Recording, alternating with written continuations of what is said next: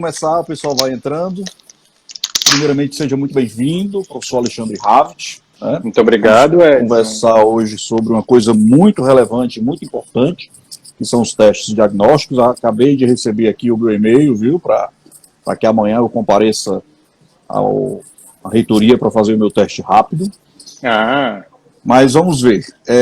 Então, pessoal, hoje a gente recebe o professor Alexandre. O professor Alexandre vai nos falar de um tema muito importante, que é o desenvolvimento do teste diagnóstico para a Covid-19 na UFC. Né? Nós vamos falar sobre vários testes e vamos falar as diferenças dos testes disponíveis para esse teste que ele tem desenvolvido junto com o grupo de pesquisa dele.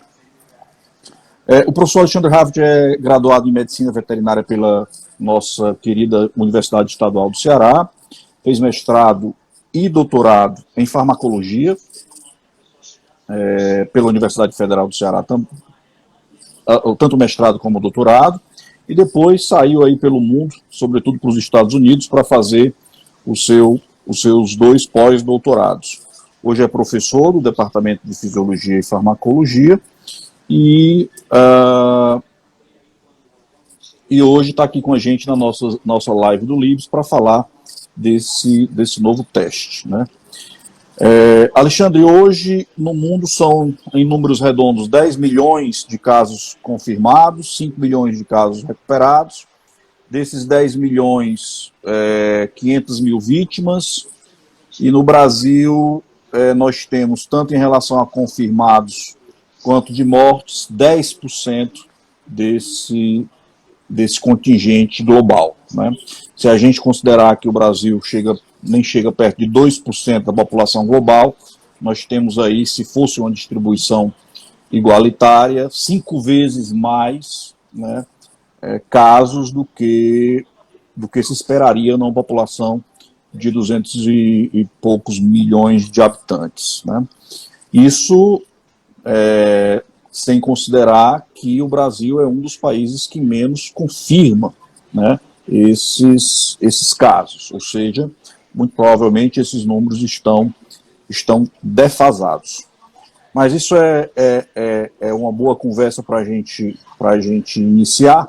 Mas antes de tudo, muito obrigado por ter aceito o convite. Né? As nossas lives agora passam a ser semanais. Nós tivemos um estirão aí de muitas lives durante o início do isolamento. E agora temos tentado fazer lives mais temáticas.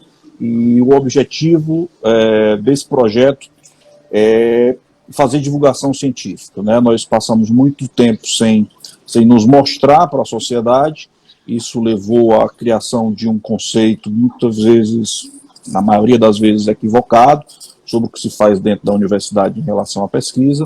E nós criamos esse canal, que depois vai para o YouTube como forma de devolver à sociedade essas informações que são tão importantes. Então, dentro disso, vale muito a pena conversar sobre a pesquisa que vocês têm desenvolvido, até porque ela é muito atual e extremamente relevante. Né? Então, seja bem-vindo. Muito obrigado. À nossa live. Muito obrigado. O convite é sempre bom. Discutir isso tudo que você está falando é muito bom, sempre. Tudo bem. Alexandre, qual é a importância de realizar o diagnóstico precoce? Nós sabemos que o diagnóstico muitas vezes é clínico durante uma pandemia, porque você não tem perna para testar todo mundo, mas qual a importância de termos testes do ponto de vista epidemiológico no caso dessa pandemia da Covid-19? Por conta do grau de infecção que esse Covid chega, da transmissibilidade desse vírus, diferentemente de outros. Na verdade, por exemplo, se a gente estivesse passando por um problema de uma pandemia com o outro coronavírus, o que foi identificado há um tempo atrás no Oriente Médio, nós estaríamos em muitos piores números, porque a mortalidade era maior. Mas o grande problema desse coronavírus novo é o grau de transmissibilidade. Ele é muito transmissível. E aí, esses testes, quanto mais pessoas são testadas, maior é a nossa possibilidade. Como a gente não tem vacina, a maior quantidade de testes faz com que o pessoal da epidemiologia, o pessoal que né, da saúde pública, consiga afastar essas pessoas do convívio geral né, sabendo que, não, você tá positivado, se eu faço, quanto mais testes eu faço, mais eu consigo isolar essas pessoas e menos transmissibilidade acontece, certo? Então, é notório que os países que conseguiram fazer mais testes são aqueles que conseguiram reverter e diminuir a famosa curva de contaminação para poder dar como é que eu posso dizer, um refresco, né, para os hospitais, para poder tratar as pessoas que realmente precisam ser hospitalizadas. Então, essa é a grande necessidade, certo? Mas essa é a necessidade, mas o grande problema em relação aos testes é que ninguém estava esperando, né, as companhias que produzem esses testes, né, tanto os testes sorológicos quanto os testes moleculares, nenhum deles estava preparado, essas companhias, nenhum país estava preparado para uma pandemia como essa. E cada país, quando tinha a sua fábrica, a sua indústria desses testes, né, claro, se eu tenho isso no meu país produzindo, eu vou trabalhar isso no meu país. Sim. E, né, por exemplo, como no caso da Alemanha. A Alemanha tem uma empresa grande, né, mundial, que também faz esses testes, especialmente os moleculares. Então, o grande problema do Brasil e dos países em desenvolvimento é exatamente não ter a possibilidade de produção desses kits e desses testes moleculares ou sorológicos em locos, em tempo suficiente para suprir a necessidade. Então, o grande gargalo, né, dos testes, especificamente os moleculares, é que precisa ter todo um aparato. Eu preciso extrair o ácido nucleico, depois de extrair o ácido nucleico, utilizar fazer os testes moleculares com equipamentos. Então, esse é um dos grandes gargalos. É kit para diagnóstico, é kit para extração, e a indústria não estava preparada para isso. Vamos chegar na metodologia desses testes já. Mas é importante que você fala, porque não é só uma questão de conduta médica, né, na clínica. Na verdade, a testagem, como esse vírus, os gestores de saúde têm repetidas vezes anunciado, eles não atacam só pessoas, eles atacam o sistema de saúde, né? E quando você tem um sistema de saúde colapsado, como nós vimos em Manaus, como nós vimos aqui em alguns momentos, com as UPAs entupidas, sem conseguir tendo que fechar as portas, isso mata não só pelo Covid, mas mata por todas as outras comorbidades. Então é importante o diagnóstico, exatamente pelo que você falou, para poder mapear onde estão os casos e tentar, através desses estudos epidemiológicos, aplanar, vamos dizer assim, esse pico. E a gente viu isso muito bem feito, porque eles têm muita experiência nesse tipo de disseminação viral, na Coreia do Sul. Foi a partir dos estudos da Coreia do Sul, não é, que eles, ao testarem os jovens assintomáticos, eles começaram a observar que os jovens, apesar de não estar doentes, faziam a transmissão, e ao bloquear isso, eles conseguiram passar muito bem, melhor do que a Itália, melhor do que qualquer outro país que fez a testagem, como no Brasil, nos pacientes sintomáticos, até porque, como você falou muito bem também, não havia testes, né? Às vezes as pessoas dizem, não, a ciência demorou, mas esse vírus apareceu em dezembro. Ontem, a gente pode dizer ontem, né? E nós já tínhamos testes logo depois, não é? Em fevereiro, e aconteceu uma coisa curiosa, não é a primeira vez que a gente tem uma epidemia de coronavírus. Esse é o coronavírus 2. A Ásia teve uma certa experiência com o coronavírus 1, o Oriente Médio teve uma certa experiência com o MERS, mas, né, o Ocidente não chegou muito aqui. Então, e eles têm tido essas outras epidemias recorrentes e que eles têm um pouco mais de preparo, sim, né? Nós é que não conseguimos nos preparar. Bom, então vamos entender agora quais são os testes, antes de chegar na sua pesquisa, quais são os testes que estão disponíveis. Existe uma confusão muito grande, inclusive essa semana eu vi uma coisa surreal, que foi uma festa chiquérrima, onde as pessoas, ao chegar na recepção da festa, apresentavam o seu dedinho para fazer lá a coleta do sangue e verificar no teste rápido se você poderia ter acesso ou não à festa. O que é uma coisa absolutamente absurda do ponto de vista científico, porque um teste rápido tem, além de uma baixa sensibilidade, ele não quer dizer absolutamente nada com relação à transmissão, né? Sobretudo se for negativo. Mas quais são os testes, eu falei de um, né? Quais são os testes que estão disponíveis e que o Brasil ou o estado do Ceará tem utilizado nessa sondagem, Alexandre? Bom, nós temos basicamente a gente pode separar os testes em dois testes, certo? O que a gente chama de teste sorológico, teste molecular, certo? O teste sorológico é o teste que é feito em pacientes que já tiveram a doença, pelo menos com 7 dias depois dos primeiros sintomas.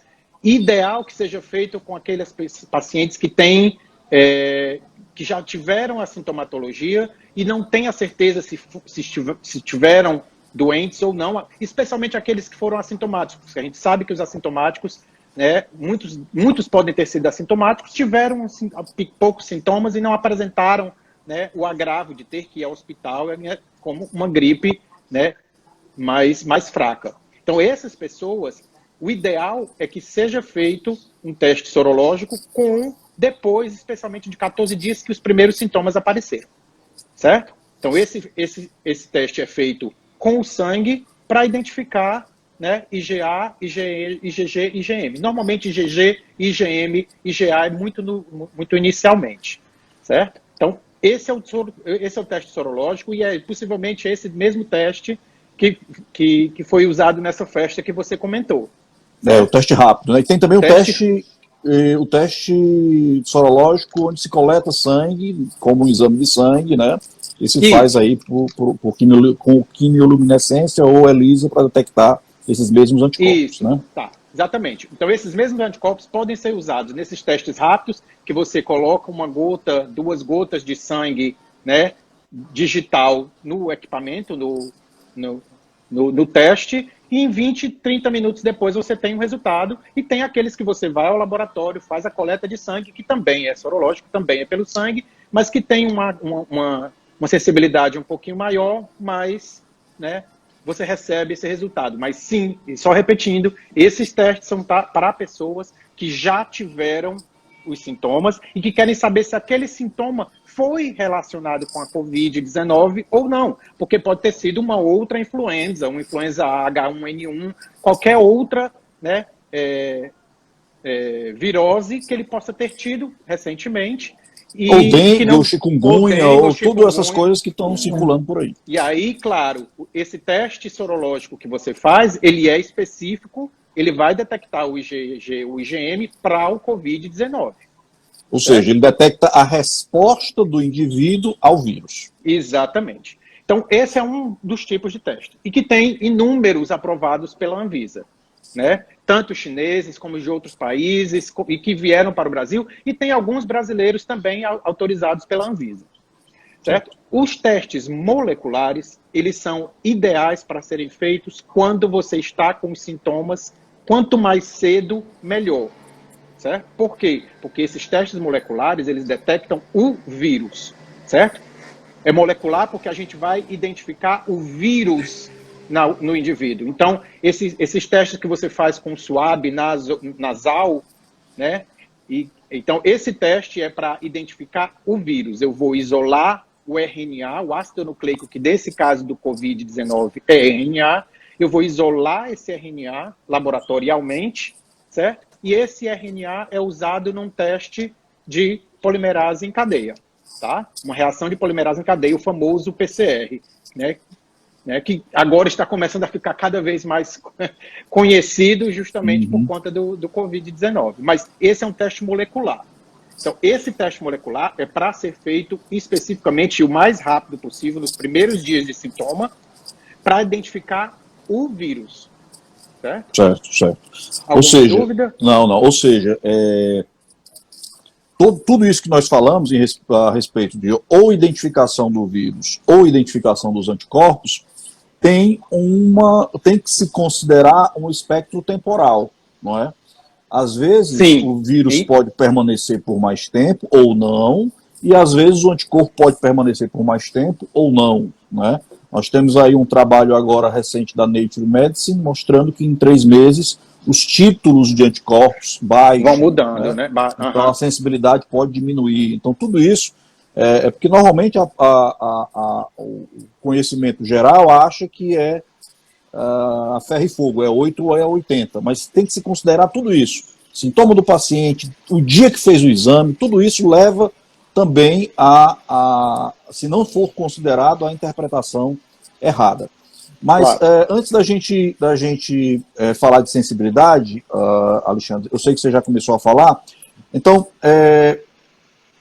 para que todo mundo entenda, o PCR ele vai buscar um pedaço do vírus, que é Sim, o ácido nucleico, que está presente nas secreções do paciente sintomático.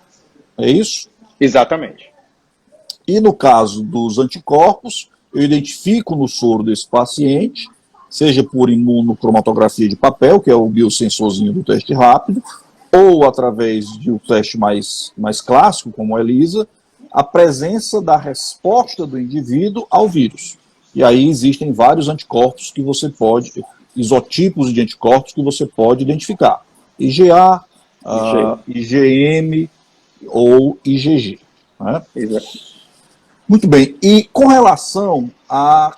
Eu queria que você falasse sobre sensibilidade e especificidade desses testes que estão disponíveis. A gente ouve muita notícia de que os primeiros testes que chegaram no Brasil, sobretudo esses testes rápidos, tinham uma sensibilidade muito rápida ou muito baixa. Ou seja, o indivíduo fazia, dava negativo, o indivíduo achava que não estava doente ou que não tinha ainda contraído o vírus. Mas com a sensibilidade baixa, o índice de falsos negativos é muito alto. Né? Explica isso aí para que todo mundo possa entender. Bom, então sensibilidade é quanto cada desses testes consegue identificar quanto de IgG, quanto de IgA, o quanto de IgM eu consigo detectar no sangue. A carga viral de cada pessoa vai ser diferente. Eu posso estar, né? E o sistema imune, você bem sabe, cada pessoa vai responder de maneira diferente. Então, se um teste, então a sensibilidade desses testes, onde é que isso vai interferir? Vai interferir quanto pouco anticorpo ou muito anticorpo eu consigo detectar. E cada um desses. E a outra coisa, como você mesmo disse recentemente, é o tempo da análise disso aí. Alguns testes, né, se você faz muito antes, porque você está com pressa de saber, não necessariamente vai ser bom. Porque se você tem alguns desses testes que a sensibilidade passa de 11% se você faz precocemente para 98% de sensibilidade se você faz tardiamente. Então não adianta você querer fazer logo que assim que os sintomas estiverem aparecendo, porque isso não vai acontecer. Naquela emergência, eu quero saber se eu estou positivo, o resultado do PCR não está saindo e eu preciso saber. Pode ser que o teste não seja sensível o suficiente para detectar essa problemática de ter feito o teste muito cedo, certo? Então, um dos grandes problemas é querer fazer o teste sorológico logo e o seu sistema imune não ter respondido. Então, nós temos diversos testes, sejam importados, sejam brasileiros, certo? E as sensibilidades desses testes sorológicos, eles vão nesse patamar, dependendo da época que você faz o teste, mas quando você já está realmente com os seus 14 dias tendo tido sintoma, ele tem uma sensibilidade de 80%, chega a 90%, certo? Então, de uma forma ou de outra, são testes com sensibilidade boa, mas eu acho que o grande problema é o tempo que eles são feitos. Não adianta a gente querer correr e se desesperar para fazer o teste mais rápido, porque grande parte deles vai ter uma sensibilidade muito baixa, como eu disse. Dependendo do tempo, eu passo de 11% de sensibilidade para 85%, 90% de sensibilidade. sem dúvida. E aproveitando a sua expertise em PCR, a sensibilidade do PCR é alta? Existe possibilidade de ter falha no processo? Olha, é uma boa pergunta. Edson, é uma boa pergunta. Existem várias variáveis interferindo no teste do PCR. Ele é um teste sensível, ele é um teste específico, ele é dos testes, né, atuais, os mais sensíveis, os mais específicos. Mas tem muitas variáveis envolvendo até o fim do processo, certo? A maneira como os órgãos de testagem aprovaram esses testes, nós estamos fazendo atualmente da maneira mais sensível e específica possível. Por isso que ele custa tanto, certo? Poderia ser feito de uma outra forma? Sim, mas nós estamos usando um primer, nós estamos usando um probe para aumentar ainda mais a sensibilidade e a especificidade desse teste, certo? E aí, por conta disso, encarece um pouco mais o teste, certo? Mas eles são mais. O que é que envolve, né, não ter identificado o vírus? Claro, primeira coisa é ter feito tardiamente, certo? Porque aí a carga viral do paciente já vai estar diminuída e eu vou ter menos vírus, certo? Mas se você faz precocemente, certo? Quanto mais vírus eu estou produzindo, eu estou na curva de ascensão da minha sintomatologia, vai ser bastante sensível. Mas o que é que pode interferir, certo? Eu tenho vários passos. A extração de RNA, o processo de fazer o PCR e a enzima de fazer o PCR, ela é uma enzima que, de uma forma ou de outra, ela é, em algumas situações, mais sensível a inibidores. Mas tem uma coisa antes, que é a coleta. A coleta, então, sim, tem coleta, extração e o PCR per si. Então, todas essas fases vão acrescentando variáveis, certo? Então, a enzima, especificamente, qualquer enzima de PCR, elas são sensíveis, né, a alguns inibidores, certo? Então, isso faz com que ele perca um pouco da especificidade e sensibilidade. É muito? É pouco? Não. Outra coisa que interfere, a qualidade do RNA que você extraiu, certo? Existem alguns testes que a gente faz antes de colocar o RNA na reação de PCR para detectar qual é a qualidade desse RNA, certo? Só que na emergência que nós estamos agora, esse passo, certo? Ele não é feito, certo? Sim. Então, o que é que acontece? Normalmente, quem está fazendo esses testes, eu extraio o RNA, eu não sei quanto de RNA eu estou colocando ali, eu simplesmente pego uma quantidade de 5 microlitros e coloco no PCR. Tá? E esse PCR, como o vírus é de RNA, não é só uma enzima, são duas. Eu tenho que transcrever o RNA em cDNA, em DNA complementar, e esse DNA complementar é que é usado no PCR. Então, isso é feito num passo só. Entendi. Então, ou seja, se você consegue pouca molécula no começo, você consegue pouco cDNA, e não amplifica, e você dá o resultado negativo, tendo a pessoa o vírus, não é? Exatamente. Então, tem muita variável envolvida, certo? Sim, é sim. específico? É sensível? Sim. Mas na emergência que nós estamos, e na quantidade de testes que a gente deveria fazer, certo? Essas variáveis vão começando a interferir. E uma delas, especificamente, é a qualidade e a quantidade do RNA que eu estou colocando. Muito importante isso, muito importante a gente saber disso, porque o que a gente vê na prática, muitas vezes, é quando chega o resultado negativo, pronto, está livre, né?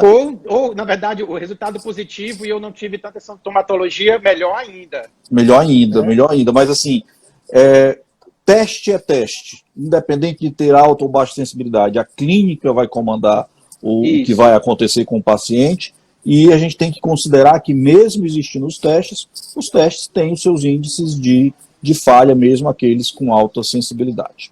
Sim. Bom, falei para vocês que o tempo passa rápido, né? Já estamos com quase meia hora, e agora nós vamos começar com o assunto que realmente nos interessa, que é o teste que está sendo desenvolvido pelo grupo e que o Alexandre faz parte. E eu queria saber em que momento vocês pensaram em desenvolver um teste, né? E como vocês iniciaram essa discussão e os primeiros protocolos para se pensar em um teste alternativo. O grande gargalo como eu disse desde o começo, são exatamente, né, a quantidade de kits que você tem que comprar e a falta deles para poder diagnosticar, certo? Então, o nosso primeiro ponto é, a gente sabe que, né, porque é que não, teve um momento da crise em que não se fazia teste, não se conseguia fazer teste, por quê? Porque não chegavam os kits de extração, não chegavam os kits de fazer diagnóstico, e, na verdade, isso não era um problema só nosso no Brasil, não. Era um problema no mundo inteiro, certo? Porque, como aqui, eu disse lá no começo, se eu tenho uma indústria no meu país que produz isso para o mundo inteiro, certo? Primeiro eu tenho que resolver o problema do meu país. Depois eu cedo o restante desses outros kits para os outros países. E foi exatamente isso que aconteceu. O Brasil não produz, né? E não é só o Brasil, muitos países não produzem os seus próprios kits de diagnóstico, certo? Então, esse era o grande gargalo. Então, esse é um grande ponto. Que tipo de alternativa a gente tem? Que tipo de moléculas a gente poderia, na verdade, testes a gente poderia desenvolver que fosse alternativo para resolver um dos problemas, que é não ter kits para diagnóstico. Certo. E que eu não precisasse, como é que eu posso dizer, competir com o que está no comércio. Não é competir com o que está no comércio, é competir com o que está sendo enviado. Se muitas pessoas vão atrás desse tipo de teste molecular pelo PCR e eu preciso dessa enzima, desse tipo de enzima, certo? Vamos tentar um outro tipo de enzima, um outro tipo de teste também molecular e que nem todo mundo esteja precisando. Porque aí a gente divide a possibilidade de... a gente tem esse teste com PCR sendo feito e um outro teste alternativo que possa ajudar e poder fazer mais testes. Ou seja, foi a angústia da emergência que fez com que vocês começassem a pensar em alternativas. E assim, essa alternativa, ela é uma boa alternativa não só por conta do problema Covid, certo? Mas é uma alternativa que a gente vai poder usar para todas as próximas enfermidades ou que a gente tem... Né? A gente não vai precisar usar isso só para o Covid. É uma tecnologia que a gente está trazendo para o Estado e que a gente vai poder usar para todas as outras doenças ou enfermidades que estão ao redor, certo? Então, o momento agora é o Covid. Pronto. Então né, você estava me perguntando em que momento a gente está. Então, a gente trouxe essa tecnologia, é uma tecnologia, né, muito utilizada no Oriente. Ela está desde do ano 2000 sendo utilizada no Oriente, certo? Tem várias companhias no Oriente trabalhando com esse tipo de tecnologia, tendo equipamentos, inclusive, para facilitar. Mas a grande vantagem desse teste, dessa alternativa, é que é uma enzima diferente, certo? Né? Não é uma enzima, não é uma TAC polimerase, é um outro tipo de enzima, certo? Então eu não compito com quem precisa produzir TAC polimerase, que está precisando. E é uma tecnologia que, diferentemente do PCR, eu tenho vantagens que eu não preciso de tanto equipamento. Eu posso tentar validar esse teste para ser feito em um pequeno laboratório de um hospital, seja de Fortaleza, seja do interior, seja de qualquer lugar, certo? Então, como é que tudo isso começou? Assim como eu e você estamos conversando nisso aqui, estávamos o grupo conversando com o nosso colaborador de São Paulo, da Faculdade de Medicina de Ribeirão Preto, que é um grande virologista do país, que é cearense, mas que está, né, em São Paulo há muito tempo. O professor Eurico Arruda Neto, e ele conversando com a gente. Gente, vocês já viram aquele trabalho feito para o pessoal da Fiocruz de Pernambuco durante a epidemia de Zika? Aí a gente... Não, Eurico, o que era esse trabalho? Então, nesse trabalho, o pessoal da Fiocruz de Pernambuco, durante a epidemia de 2018, trouxe essa tecnologia também do Oriente e começou a fazer testes, né, alternativos, que também são testes moleculares, também detecta o ácido nucleico, o RNA, certo? E estava fazendo isso, assim, no meio da praça, né? E eles identificavam o vírus no mosquito. Eles faziam um macerado do mosquito, faziam o teste, pegavam aquele material do macerado do mosquito e identificavam se o mosquito tinha Zika dentro ou não. Sem grandes estruturas. Sem grandes estruturas. Então, esse é o grande quê da história. A gente não precisa de tanta estrutura, não precisa de gente tão treinada, não precisa de um equipamento como um termociclador de tempo real para execução. Eu posso fazer isso num termobloco, contanto que eu tenha uma temperatura única, constante, durante 50 minutos. Muito interessante isso. E então facilita muito a vida, certo? Então é uma enzima diferenciada, certo? É bem comum no Oriente, agora está começando a chegar aqui para o Ocidente também, certo? E foi sempre muito utilizada para diagnóstico molecular de patógenos. Certo. Certo? Mas quem juntou a história da enzima com o diagnóstico de Covid foi o grupo de vocês. Sim. Agora, claro, a gente teve a vantagem de já ter nesse meio tempo entre janeiro e março, certo? E como tudo começou no Oriente, certo? Já existiam 6 ou 7 trabalhos publicados com essa tecnologia lá no Oriente. Sim. Então, nos facilitou, certo? Por quê? Porque aí eu tive que avaliar toda a tecnologia, saber se ela, né, como é que eu transportaria ela, né, para cá, para o nosso campo, certo? Sim. Verificar onde a gente conseguia a enzima, fazer os primeiros testes e verificar, tá tudo ok? Porque um grande problema que a gente, como é um teste molecular, Edson, os vírus, eles mutam, certo?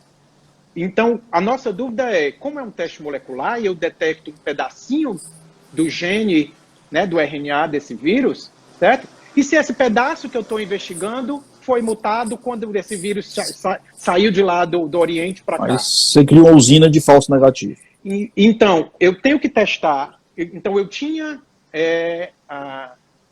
né, os locais onde eu tinha que investigar, os pontozinhos onde eu tinha que, né, desenhar os primers. Será que esse local desses primers que estavam nas publicações eram iguais às que a gente poderia estar aqui? Ou podia ser que não, podia ter que ser mutado. Então isso eu tinha que testar. Então isso faz parte de todo, né, a análise em sílico, que a gente chama, né? De ter tudo na internet, basear, ter o genoma, saber se está tudo ok. Então essa parte a gente transpôs enquanto estava produzindo o paper também. Né? Verificar, testar se o que eles estavam usando lá podia ser mimetizado aqui também. É porque com esse número de casos acaba sendo uma oportunidade. Agora, né, vocês vão considerar o padrão ouro, o PCR. Sim. PCR tradicional. Então exatamente. A gente tem que comparar com alguma coisa. E o padrão ouro é o PCR em tempo real. Certo? Então, para a gente analisar essa sensibilidade e especificidade desse teste, é óbvio que o nosso padrão ouro é o PCR em tempo real.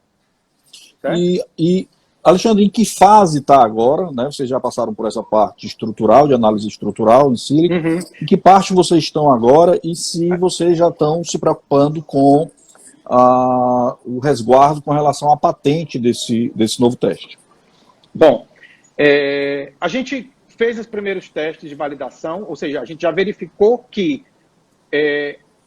o que a gente testou aqui com as amostras daqui funcionaram tanto quanto o PCR em tempo real. Então a tecnologia pode ser transposta do Oriente para cá em virtude do quê? Que os genes que a gente está usando para identificar, eles têm um grau de conservação boa. Eles não mutaram de lá para cá. Então isso para a gente isso é uma boa alternativa. Então, agora a gente precisa fazer as validações com amostras nossas, com um volume maior de amostras, certo? Né, os primers estão aqui, a gente já fez os testes, né? Não são primers como os primers, são primers similares ao do PCR, mas é um número maior de primers que a gente usa para fazer essa tecnologia. Numa mesma amostra são vários primers. Exato. Para ter vários pontos diferentes de identificação. Não, na verdade, não. Na verdade, o PCR necessita de 2 primers. Um forward, né, um senso, um antissenso, e no caso do teste atual ainda tem uma outra sonda no meio. Então são 3. Essa tecnologia precisa de 6. Certo? Então isso faz com que o teste seja mais específico ainda. Porque todos esses 6 precisam se incorporar no gene e começar a amplificar a quantidade daquilo. certo? Então, E nos testes que vocês fizeram até agora, isso acontece nos pacientes que têm o padrão sim, ouro positivo. exatamente. A gente já tinha ciência que os testes eram positivos e todos os testes que eram positivos continuaram sendo positivos, os testes negativos continuavam sendo negativos. Mas a gente precisa fazer essa validação com um pouco maior de amostras. Certo. E aí vocês conseguiram financiamento? Vocês já utilizaram o financiamento que vocês já tinham? Porque isso é uma coisa que... Os primeiros testes foram feitos com financiamento próprio, certo? Nesse momento, né, a gente tem tanto um financiamento, uma parte do projeto tentando financiamento local, como uma outra parte do projeto tentando ser financiamento nacional. Certo? A gente tem bons possíveis, como é que eu posso dizer? Assim, anúncios de que a coisa vai acontecer, pode acontecer a qualquer hora, certo? A parte do estudo de comitê de ética também já foi aprovado, então assim que o dinheiro chegar, a gente consegue correr um pouquinho mais. Né? Maravilha. Excelente. E no paralelo estão começando a escrever a patente, porque isso dá uma patente muito interessante, né? A gente não sabe ainda como é que a gente vai enveredar com essa patente. Eu acho que o ponto da patente nesse processo, na verdade, é tentar agilizar o processo. Sim. Arranjar um produto, porque a tecnologia já existe. E ela já é patenteada, provavelmente. Isso. Então, o que a gente precisa fazer para esse produto é uma alternativa de produto que aumente a capacidade de teste. Sim. Certo? Porque não adianta a gente só identificar o COVID. O problema COVID é agora. Mas a gente também precisa aumentar o leque para identificar os outros agentes que estão podendo causar isso também. A quantidade de amostras negativas, elas são negativas para o COVID-19, que é a emergência atual. Sim. E as pessoas que tiveram o outro tipo de virose que não souberam o que é. Sim. Então, o nosso ponto agora é tentar ampliar o nosso leque de diagnóstico que não fique também só no COVID. E aí a gente possa trazer para a saúde pública do Estado um grupo de diagnóstico que não seja só para o COVID, mas para outras viroses também. E Exato. Aí trazer para o Estado uma alternativa ao que está sendo feito agora. E uma alternativa de um teste que pode ser feito numa infraestrutura bem menor e bem mais barata do que é o PCR. É isso que eu ia perguntar. Como nós não temos autonomia, né, em ciência e tecnologia, o Brasil vende milho, soja e minério para comprar iPhone, então a gente tem que louvar uma pesquisa como essa.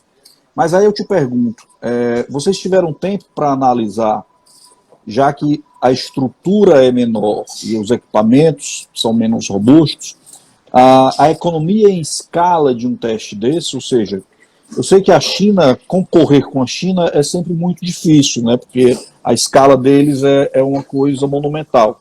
Mas considerando que a estrutura é menor, vocês já pensaram em calcular o valor desse custo? Olha, a gente teve nós temos a sorte, Edson, de uma forma ou de outra, a gente anunciou esse estudo que a gente estava fazendo, a gente ia até guardar um pouquinho mais, né, o anúncio desse teste, mas na sexta-feira, antes da segunda-feira, quando a gente conseguiu anunciar tudo isso, esse mesmo teste, possivelmente, está sendo feito pelo Sírio-Libanês, no Hospital Sírio-Libanês em São Paulo. Isso é Sírio-Libanês, um hospital particular, junto com um laboratório particular, certo? E eles fizeram uma estimativa de que eles iriam cobrar por esse teste um patamar de R$95, certo? Mas nesse ponto, tem um ponto a mais que a gente tem que acrescentar. É um hospital particular, com um laboratório particular, envolvendo pagamento de pessoal. Certo? E com um universo bem menor, né? As pessoas que podem pagar o Sírio-Libanês é um universo bem menor. Isso. No patamar em que recentemente eu fiz uma estimativa de quanto é que a gente poderia cobrar se as adaptações que a gente fez para melhorar esse diagnóstico vingasse, certo? Então, a gente ainda conseguiu baratear esse texto, né, assim, mimetizando exatamente o que eles estavam fazendo, colocando, mas não incorporando possivelmente o pagamento pessoal, porque de uma forma ou de outra nós somos pagos pelo governo, nós somos Sim. órgão, né, público. E então, isso tem que ser dito e louvado também, para que as pessoas entendam que a pesquisa no Brasil, 99,9%, existe por conta das universidades federais que existem, as universidades públicas, né, não só federais, mas públicas, e que têm sido tão atacadas nos últimos anos. Né? Exatamente. Então, a gente fez uma estimativa de baixar esse preço de R$ 95 para R$ 70. Isso, mas o cálculo que a gente fez de baratear uma alternativa relacionada com o que eles estão fazendo, que eu sei que eles estão fazendo, a gente ainda conseguiria baratear ainda mais. Certo? Entendi, fantástico. Isso é muito, muito importante. E essa economia em escala, obviamente, tem todo uma demanda para isso. Né? Nós estamos vendo aí que, por conta dessa falta de autonomia, nós acabamos pagando muito mais caro. Né? Aquela história de quando não tem banana no mercado, a banana fica cara. Né? Então foi o que aconteceu, não só com os testes, mas com os respiradores, com as máscaras. Eu tenho colegas dentistas que praticamente, ao comprar máscara, desmaiaram. E o preço realmente aumentou 2.000%. Foi uma coisa assim maluca. No comecinho da pandemia, quando a gente realmente estava sem máscara, sem nada no começo, quando aperreou muito, eu cheguei a encontrar máscara que estava tipo R$30 uma máscara. Não, foi uma coisa realmente maluca. E aí a pergunta de repórter, que é a pergunta mais chata para o cientista responder, é a pergunta de repórter. Quando a gente terá esse teste, Alexandre Havit? Para mim, eu poderia ter esse teste ontem, sabe, Edson? Mas estar como um órgão público, você sabe muito bem, assim, as demandas que a gente precisa para fazer pesquisa. A gente não tem dinheiro de um hospital sírio-libanês particular, né, assim, na mão. Nós não podemos investir como investiu o sírio-libanês e esse outro laboratório, que investiram reconstruindo um prédio de 4 andares para fazer exame, certo? É um patamar completamente fora da nossa realidade. Mas, se o pequeno orçamento que a gente fez para esses testes chegarem, certo? Fazer uma sensibilidade e uma especificidade com a quantidade de amostras que a gente tem, né, em colaboração com o LACEN, isso não demora muito. O que pode demorar mais um mês, certo? Assim, claro, a demanda pela enzima, a gente não tem uma competição muito grande por essa enzima diferenciada, mas eu já sei, por exemplo, que o estado de Minas Gerais, o estado de Goiás, o estado de Santa Catarina, alguns grupos de estudo já estão testando, estão no mesmo patamar que a gente, tentando validar a mesma tecnologia em cada um dos seus estados. Porque na situação em que nós estamos, cada estado está indo atrás de todas as alternativas possíveis. Né?